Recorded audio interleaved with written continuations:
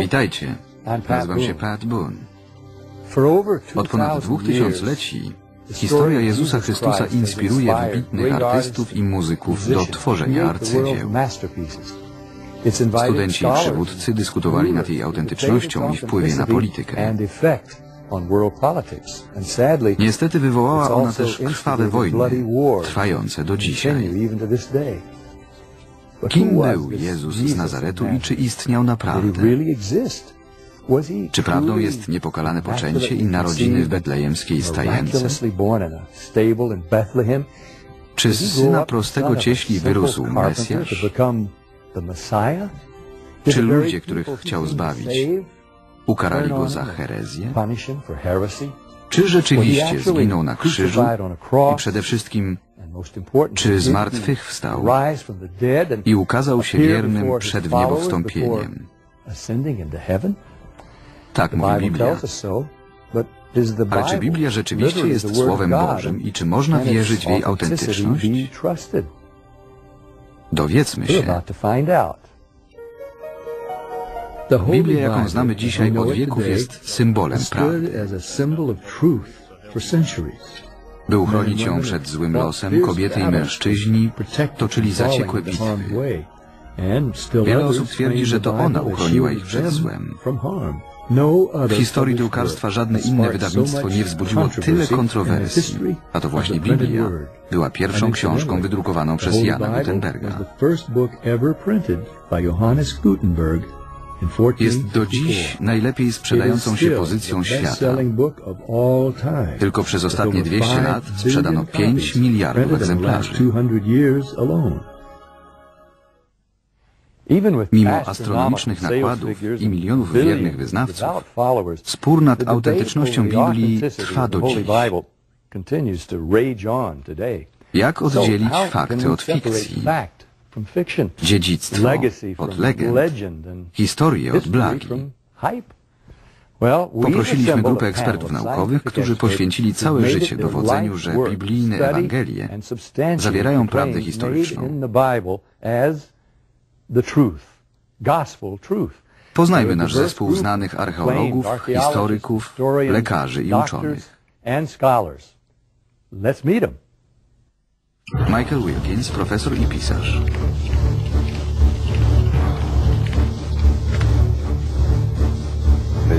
Wiele archeologicznych odkryć potwierdza przekazy biblijne.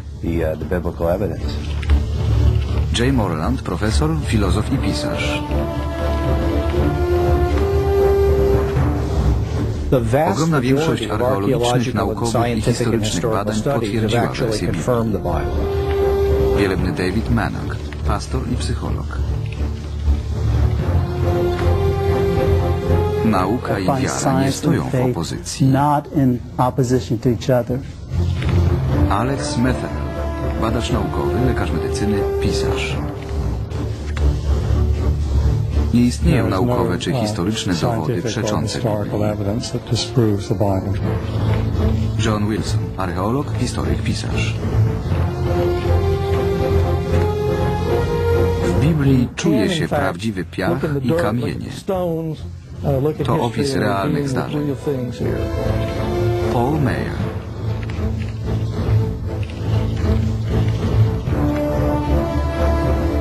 Źródła historyczne spoza Biblii, jak raporty archeologiczne, niezwiązane z Biblią oraz zawarte w niej detale geograficzne, są bardzo przekonywującym dowodem na to, że wiara ma bardzo solidne podstawy naukowe.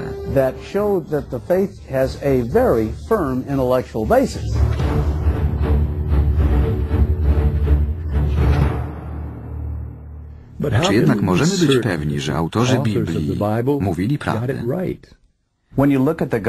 Święty Łukasz, autor jednej z Ewangelii biblijnych, stwierdza na wstępie, że jego zamiarem jest opisanie prawdziwych wydarzeń z życia Jezusa. Wiemy, że taki miał cel. Przy bliższym badaniu widać, że tak istotne wydarzenia jak narodziny Jezusa są referowane jak dobrze znany fakt, bez żadnych upiększeń.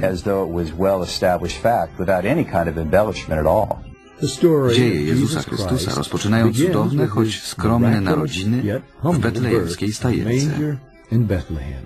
Gdy Cezar August zarządził spis ludności, Józef i Maryja, matka Jezusa, wyruszyli do Betlejem. Cesarzem rzymskim był wtedy August. Święty Łukasz wspomina go w opowieści o narodzinach. Słynął ze swych spisów ludności, ale spis z 8 roku przed naszą erą zapoczątkował łańcuch wydarzeń, który sprowadził świętą rodzinę do Betlejem. Na potrzeby spisu wszyscy obywatele musieli wrócić do swego miejsca narodzin. Józef pochodził z Betlejem, ruszył więc z Maryją w podróż. Wędrówka z Nazaretu do Betlejem pieszo lub na mule trwała wtedy ponad tydzień, a zaawansowana ciąża Maryi czyniła ją tym niebezpieczniejszą.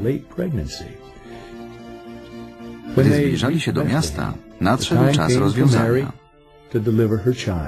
Józef szukał noclegu, ale nic nie udało mu się znaleźć.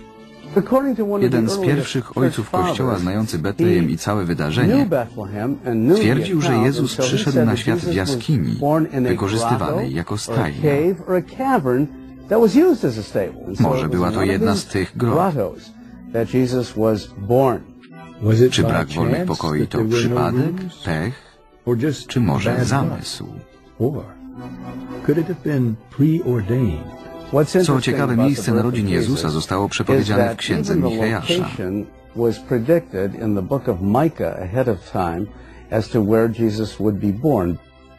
Tej nocy w Betlejem narodził się Jezus.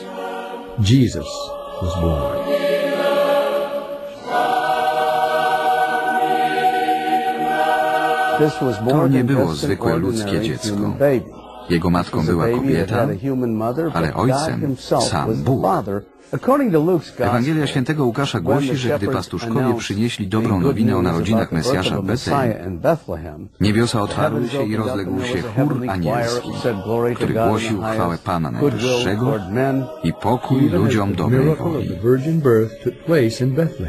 Choć narodziny Jezusa budziły tyle sporów, że samo ich miejsce pozostało nieodkryte przez ponad 300 lat.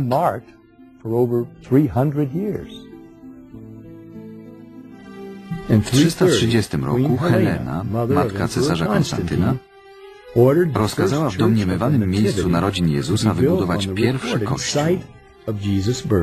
Kościół Narodzenia Pańskiego odwiedzały setki tysięcy wiernych.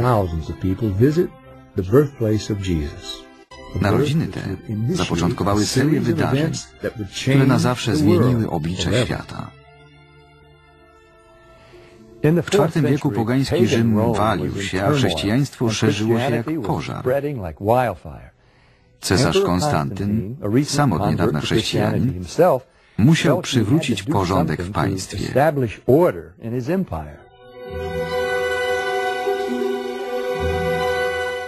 By zmniejszyć podziały wewnątrz chrześcijaństwa, zwołał w 313 roku sobór w Nicei. Jednym z jego owoców było tak zwane credo nicejskie, które określało podstawowe wytyczne chrześcijaństwa. Rozpoczął się proces kanonizacji Biblii. Jako żołnierz i przywódca, Konstantyn cenił sobie porządek i zgodę. To on stał więc za wyborem tekstów do Świętej Księgi. Rozkazał, by każda księga spełniała surowe, sumiennie sprawdzane wymogi dotyczące inspiracji i mocy oddziaływania. W 367 roku naszej ery wybrano ostatecznie 27 ksiąg Nowego Testamentu, w tym 4 Ewangelia: Mateusza, Marka, Łukasza i Jana. Kształt ten Biblia zachowała do dziś.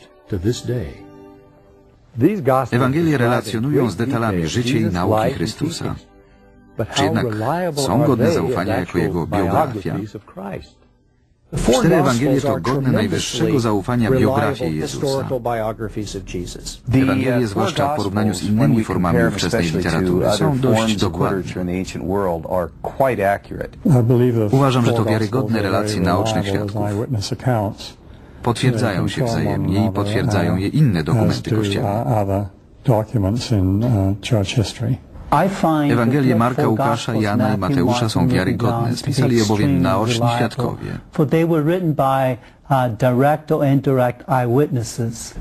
Zawierają wiele detali, nie wnoszących nic do historii. W 100% potwierdzone przez odkrycia archeologów. Takich detali nie znajdziemy w fikcji ani w mitach. 4 Ewangelie spisali bliscy towarzysze Jezusa, którzy z pewnością dokładnie pamiętali Jego życie i nauki.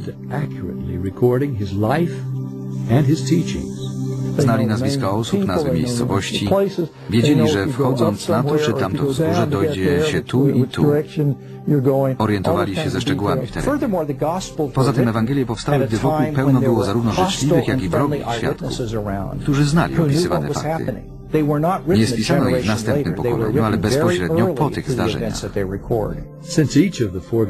Ewangelie są osobistym wspomnieniem spisanym przez